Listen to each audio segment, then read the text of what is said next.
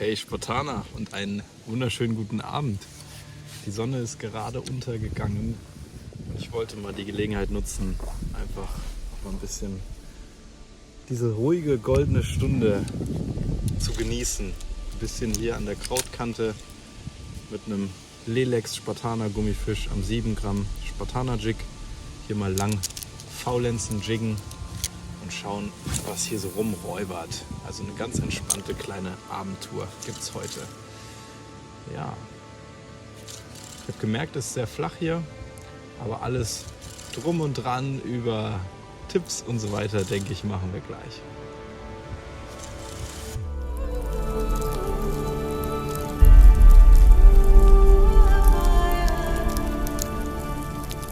Ui, einen schönen guten Morgen, Spartaner.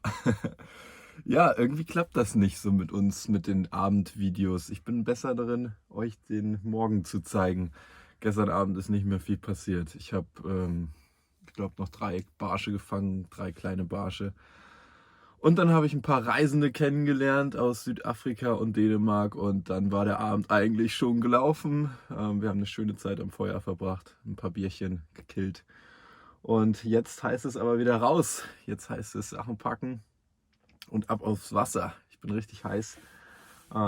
Es ist unfassbar schön, eine schöne Morgenstimmung. Deshalb nicht länger rumlabern.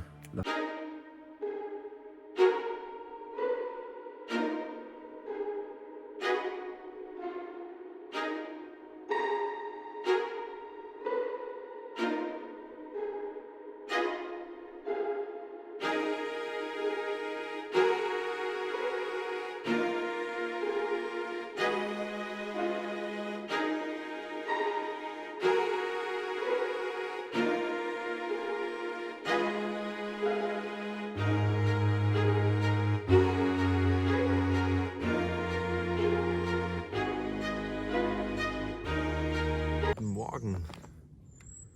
Ein neuer Angeltag beginnt. Es ist so atemberaubend, einfach diese Stimmung hier gerade. Die Kamera kann das niemals wiedergeben, wie es wirklich ist. Aber so ein bisschen versuche ich das für euch hier einzufangen. Es ist so wunderschön. Hammer. Die ganzen Geräusche, die Farben, die Lichter. Schön. So, ich werde jetzt mal den Lelex austauschen von gestern Abend. Der hat ja gut in der Dämmerung funktioniert, aber jetzt kommt die Sonne da hinter den Bäumen raus. Vielleicht seht ihr das. Und damit haben wir mehr Licht im Wasser. Das Wasser ist zwar nicht super klar, aber man sieht trotzdem immer noch den Fuß. Und deshalb werde ich mal wieder den guten alten Gryphos dran machen. Unseren Spartaner Gummi für klare Bedingungen, klares Wasser. Wieder am 7 Gramm Kopf.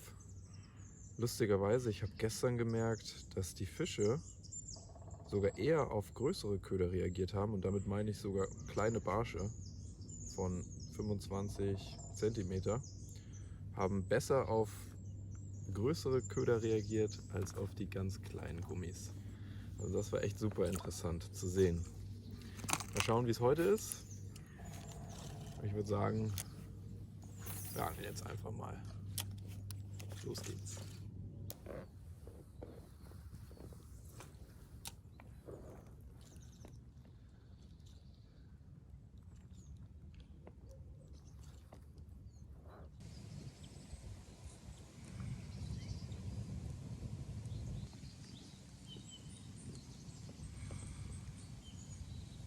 Oh.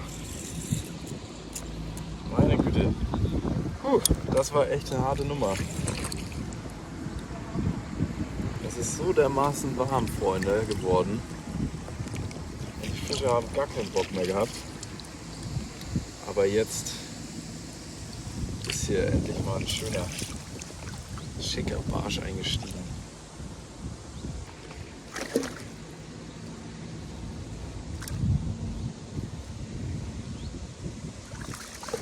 Oh. Heute wollen sie nicht aufs Bild. Naja, aber Gryphos funktioniert bei der Sonne. Schön. Mal sehen, vielleicht finden wir noch einen.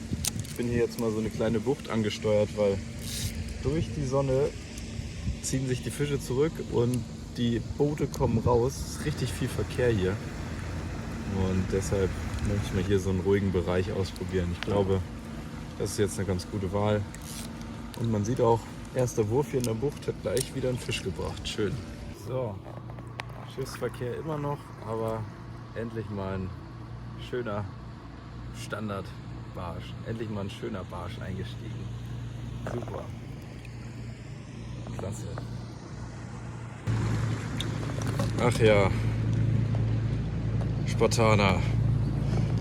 Es ist echt wirklich super, super schön hier. Nur die Fische sind ein bisschen verhalten.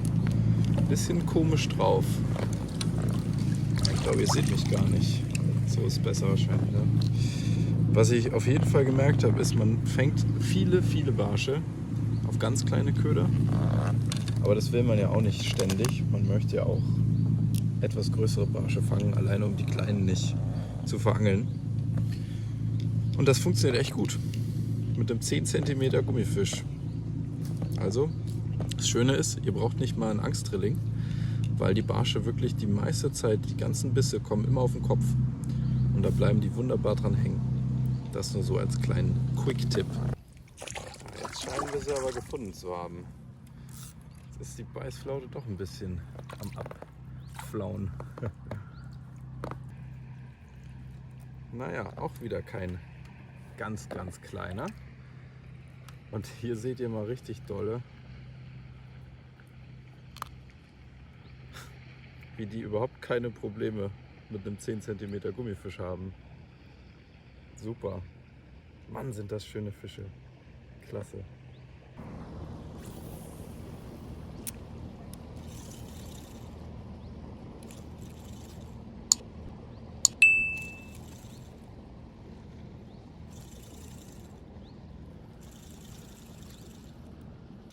Das Schöne ist auch, wenn ihr einen solchen Köder habt, der so richtig schön spaddelt, also so richtig hochfrequent läuft, mit im Grunde sehr, sehr schnellen Amplituden, also mit einem sehr, sehr schnellen Laufverhalten hinten im Schwanz, dadurch, dass der Schwanz eher kleiner ist von der Fläche, dann braucht ihr den Köder auch meistens überhaupt nicht zu aggressiv führen. Barsche lieben das zwar, aber der Köder an sich ist schon aggressiv genug.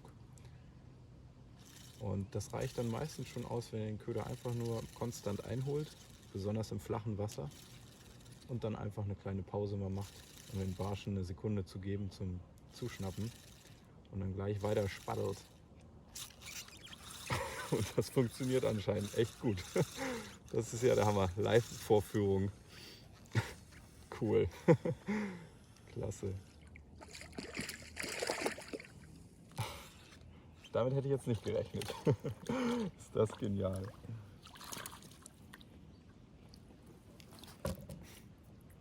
Super. Also das funktioniert wohl. Sehr, sehr schön. Da seht ihr, super, vorne gehakt, braucht ihr keinen Angstdrilling. Schön.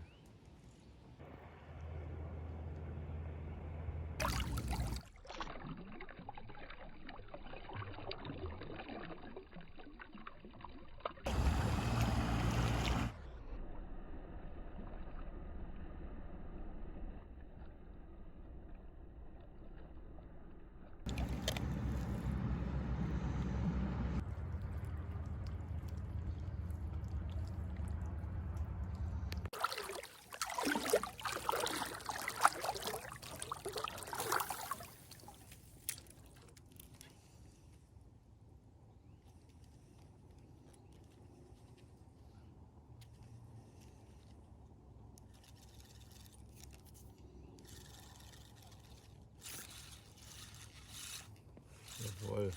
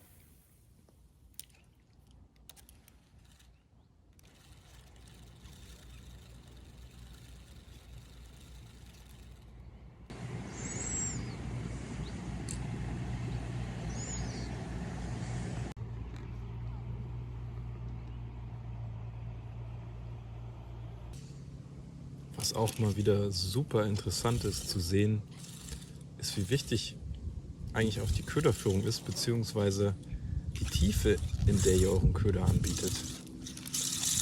Jetzt habe ich Dreck am Haken. Aber was ich damit meine ist, mir ist aufgefallen, viele Barsche, besonders die größeren, die stehen einfach tiefer als die kleinen.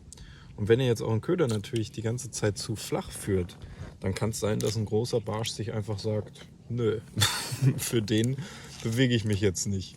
Es ist also super wichtig, dass ihr nicht nur eine gute Köderkontrolle, ein Gefühl habt, sondern auch immer wisst, in welcher Tiefe euer Köder ist und da natürlich auch ausprobiert. Ihr müsst nicht immer 100% wissen, wo er jetzt ist von der Zentimeteranzahl im Wasser, aber dass ihr immer so ein bisschen schaut, dass ihr den Köder mal absinken lasst, ein bisschen tiefer fischt, mal mehr Pausen gebt, um einfach alle Wasserschichten abzusuchen und nicht halt eben nur stumpf einzuleiern. Also immer ein bisschen auszuprobieren, das ist ganz, ganz wichtig. Was auch cool ist, was mir gerade mal aufgefallen ist, ich habe im Grunde den ganzen Tag über, bis auf ein paar kleine Ausnahmen, weil ich einfach neugierig war und testen wollte, durchgehend einen Köder gefischt. Und auch meine Box ist jetzt nicht super groß und ich habe auch nur eine dabei. Also ihr braucht auch nicht unbedingt super viel Tackle immer. Ihr braucht nicht super viele Köder dabei zu haben. Wichtig ist natürlich, dass ihr die richtigen Köder dabei habt, beziehungsweise wisst, was ihr an diesem Tag ungefähr gebrauchen könnt. Falls ihr euch da noch unsicher seid und ihr wisst nicht, wann welcher Köder jetzt der richtige ist, wir haben für euch eine kleine Checkliste erstellt mit im Grunde den wichtigsten Kriterien, damit ihr einfach einen kleinen Leitfaden habt, eine kleine Orientierung, wann ihr welchen Gummifisch bei welchen Bedingungen wählen solltet. Die Checkliste ist komplett kostenlos. Ich verlinke euch das Ganze hier unten in der Videobeschreibung. Und das Coole ist, wenn ihr euch die Checkliste holt, dann bekommt ihr noch einen coolen Gutschein für unseren Spartaner-Shop, falls ihr jetzt demnächst mal wieder bei uns einkaufen wollt. Das also am Rande, falls ihr noch ein paar weitere Tipps und noch einen coolen Gutschein für den Spartaner Shop abstauben wollt. Wie gesagt, hier unten in der Beschreibung findet ihr einen Link.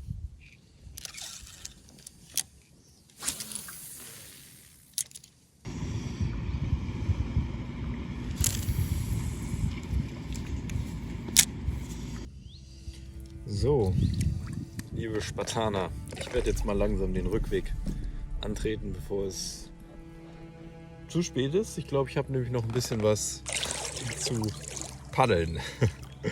Ich hoffe sehr, dass euch dieses Video gefallen hat. Wenn das der Fall ist, dann gebt mir doch bitte einen Daumen nach oben. Lasst einen Kommentar da, wie es euch gefallen hat. Und natürlich könnt ihr dort immer eure Fragen stellen, eure Wünsche für weitere Videos hinterlassen. Ihr findet alle wichtigen Links bezüglich Köder, was ich benutzt habe, im Grunde auch wieder hier unten in der Beschreibung.